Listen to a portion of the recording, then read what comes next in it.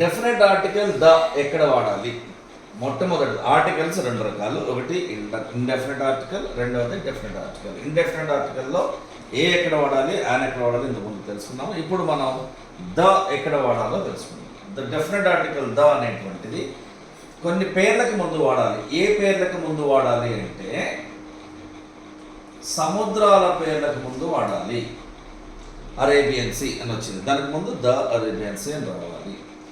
అలాగే మహాసముద్రాల పేర్లకు ముందు వాడాలి, అంటే the Pacific Ocean, the Atlantic Ocean, the Indian Ocean అనే విధంగా వాడాలి. తర్వాత నదుల పేర్లకు ముందు వాడాలి. The Krishna, the Yamuna, the Ganga, the Ganges ఉన్నాయి కదా, వాటికి ముందు వాడాలి. అటు తర్వాత డ్యామ్స్ ఉంటాయి లేదా రిజర్వాయర్స్ ఉంటాయి. ఆ డ్యామ్స్కి రిజర్వాయర్స్కి సంబంధించిన పేర్లకి ముందు వాడాలి. ఇది నాగార్జున సాగర్ డ్యామ్ అని అంటారు, ద శ్రీశైలం డ్యామ్ అని అంటారు.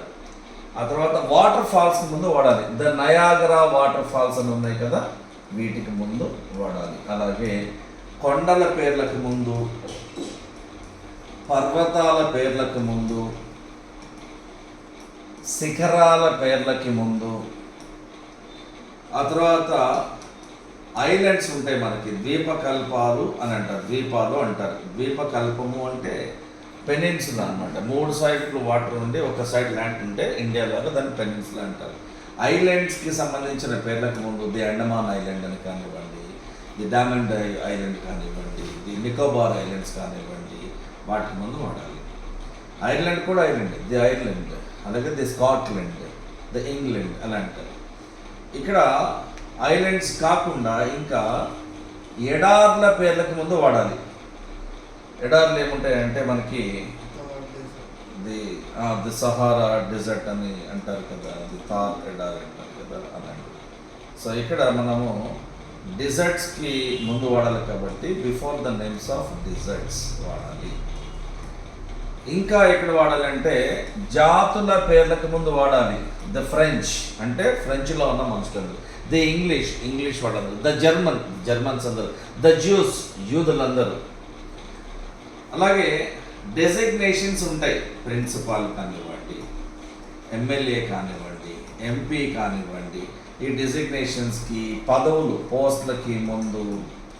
ఆ తర్వాత రిపబ్లిక్స్ అని అంటారు, యుఎస్ఏ అంటారు, యుఎస్ఎస్ఆర్ అంటారు కదా, వీటిని రిపబ్లికన్స్ లేదా రిపబ్లిక్స్ అంటారు. వాటికి ముందు ది కేఎస్ఏ, ది యుఎస్ఏ, అలాగే the UAE, the USSR, the UK, అలాంటి వాటన్నిటికి ముందు ద వాడాలి.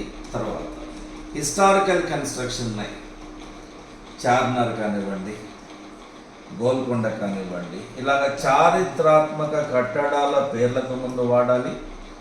తర్వాత మ్యూజికల్ ఇన్స్ట్రుమెంట్స్, ఏ మ్యూజికల్ ఇన్స్ట్రుమెంట్ అయినా సరే ఆ సంగీత వాయిద్యాల పేర్లకు ముందు వాడాలి. ఇవి కాకుండా డైరెక్షన్స్కి ముందు వాడాలి. అంటే the west, the east, the south, the north అనేటువంటి ఆ డైరెక్షన్స్కి ముందు వాడాలి. ఫేమస్ పుస్తకాలు ఉంటాయి కొన్ని. ఇప్పుడు అబ్దుల్ కలాం గారు ఏదో పుస్తకం రాశారు, వింగ్స్ ఆఫ్ ఫైర్ అని, ది ఇగ్నైటెడ్ మైండ్స్ అని రాశారు. అలాంటి వాటికి ముందు రావాలి. అలాగే మత గ్రంథాలు ఉంటాయి. ఈ మత గ్రంథాల పుస్తకాలు ఏవైతే ఉంటాయో వాటికి ముందు.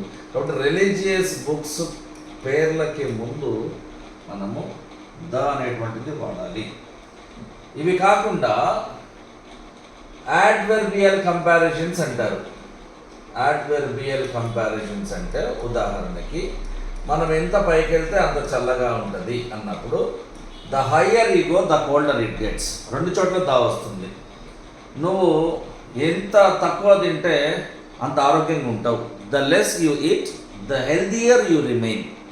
ఎంత దూరం నడిస్తే అంత కాళ్ళు నొప్పులు వస్తాయి. The more you walk the more pains you have in your legs అన్నప్పుడు ద ప్లస్ ద కాంబినేషన్లో వస్తాయి. వాటినే అడ్వర్బియల్ కంపారిజన్స్ అంటారు. తర్వాత సూపర్లేటివ్ డిగ్రీస్కి ముందు వాడాలి.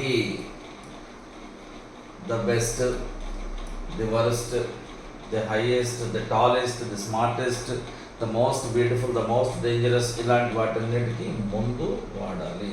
సో ఇది ద వాడాల్సినటువంటి పద్ధతి అన్నమాట.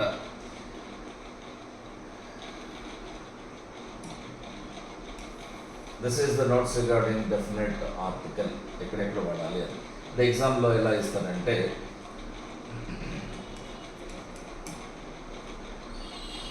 టర్న్ టు బ్లాంక్ సౌత్ అని ఇచ్చాడు. ఇది డైరెక్షన్ కదా, కాబట్టి ఇక్కడ ద రావాలి. ఇంకొకటి Pacific is a big ocean అని అన్నారు.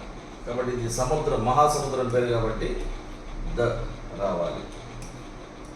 అలాగే blank Charminar is located in Hyderabad అని అన్నప్పుడు ఇది ఒక హిస్టారికల్ కన్స్ట్రక్షన్ ప్లేస్ కాబట్టి ద రావాలి.